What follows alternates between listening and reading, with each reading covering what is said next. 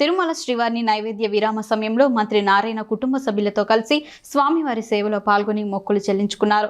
దర్శనం అనంతరం ఆలయ రంగనాయక మండపంలో వేద పండితులు వేద ఆశీర్వాదం అందించగా ఆలయ అధికారులు పట్టు వస్త్రంతో సత్కరించి స్వామివారి తీర్థ ప్రసాదాలు అందజేశారు. అనంతరం ఆలయం వెలుపలకు వచ్చిన మంత్రి నారాయణ మీడియాతో మాట్లాడుతూ రాష్ట్రంలోని ప్రజలందరూ సుఖ సంతోషాలతో ఉండాలని శ్రీవారిని ప్రార్థించానన్నారు.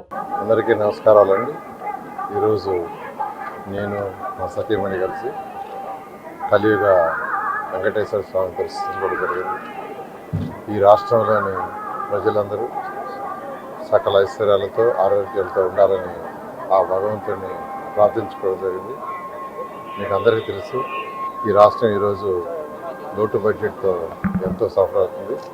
అయితే ఎంతో అనుభవం ఉన్న ముఖ్యమంత్రి నారా చంద్రబాబు నాయుడు యొక్క వారి యొక్క సూచనతో ఈరోజు మినిస్టర్లు కానీ మిగతా అధికారులు కానీ అందరూ కూడా ఈ రాష్ట్రాన్ని ముందుకు తీసుకుపోవటానికి, రాష్ట్రం యొక్క ఆర్థిక స్థితిని ముందుకు తీసుకుపోవటానికి, మరియు యువత ఎవరైతే ఉండారో ఉద్యోగాల కోసం ఉద్యోగాలు లేక ఇబ్బంది పడుతున్నారో వాళ్ళందరినీ ముందుకు తీసుకుపోవడం కోసంగా ఫస్ట్ ఈ రాష్ట్రంలో ఇండస్ట్రీస్ రావాలని అనేక దేశాల నుంచి వచ్చే ప్రతినిధులతో మాట్లాడటం.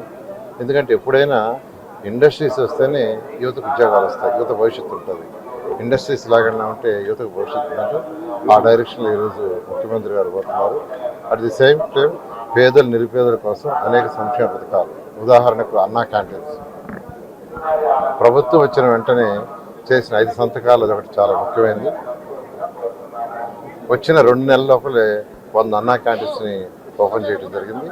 మళ్ళీ వచ్చే నెల 13వ తేదీ అంటే సెప్టెంబర్ 13వ తేదీ మరొక 75 అన్నా క్యాంటీన్స్ని ఓపెన్ చేయమని ముఖ్యమంత్రి గారు ఆదేశించారు. వాటిని కూడా సెప్టెంబర్ 13వ తేదీ మరొక 75 అన్నా క్యాంటీన్స్ యాక్చువల్గా ఈ రాష్ట్రంలో యాక్చువల్గా స్టార్ట్ చేస్తున్నాం. తర్వాత నెక్స్ట్ మంత్లో అంటే అక్టోబర్ మంత్లో మిగిలిన అన్నా క్యాంటీన్స్ స్టార్ట్ చేయడం జరిగింది.